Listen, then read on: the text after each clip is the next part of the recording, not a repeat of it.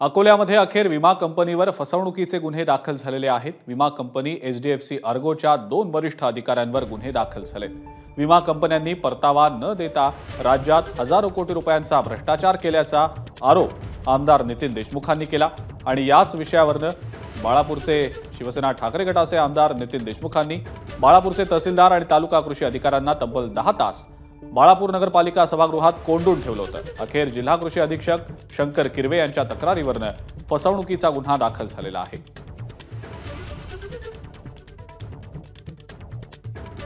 आणि याच संदर्भातली अधिक माहिती आपण जाणून घेणार आहोत। उमेश अलोणे आपले प्रतिनिधी आपल्या सोबत आहेत सध्या। उमेश, जिल्हा कृषी अधीक्षकांच्या तक्रारीवरून आता या कंपनीच्या विरोधात फसवणुकीचा गुन्हा दाखल झालेला आहे। आमदार देशमुखांनी या संदर्भात आंदोलन केलेलं होतं, काय नेमकी माहिती? अजिंक्य, पीक विमा कंपन्या ज्या आहेत त्यांच्या कारभाराविरोधात सातत्याने शेतकऱ्यांमध्ये प्रचंड रोष आहे।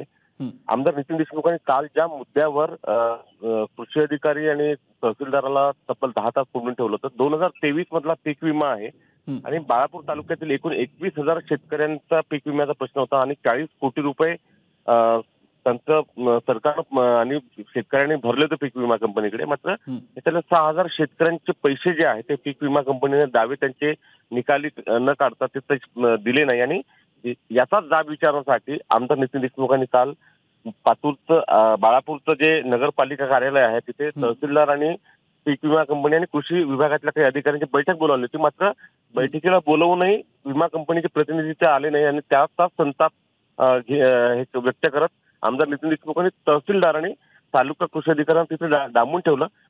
त्यानंतर पोलीस आणि जिल्हा कृषी अधीक्षक जे आहेत शंकर किरवे ते तिथे हजर झाले आणि तब्बल 5 ते 6 तास त्यांची चर्चा झाली। त्यानंतरही विमा कंपनीचा एकही प्रतिनिधी तिथे हजर झाला नाही आणि त्यानंतर एक सर्वात महत्त्वाची गोष्ट अजिंक्य यामध्ये अशी आहे की पीक विमा कंपनीला जे पंचनामे द्यावे लागतात पीक विमा कंपनीकडून कृषी विभागाला ते पण देण्यात आले नव्हते आणि नेमकं तीच बाब लक्षात घेत कृषी अधीक्षक शंकर किरवे यांनी काल बाळापूर पोलीस स्टेशनमध्ये ती तक्रार केली आणि विमा कंपनी जी आहे एचडीएफसी अर्गो या ज्या कंपनी विरोधात खूप मोठ्या प्रमाणात तक्रारी आहे। आमदार देशमुखांनी या संदर्भात कठोर भूमिका घेतली आणि आता कुठेतरी या कंपनीच्या कर्मचाऱ्यांवर वरिष्ठ अधिकाऱ्यांवर गुन्हा दाखल झालेला आहे। उमेश, धन्यवाद आपण जी माहिती दिली त्याबद्दल।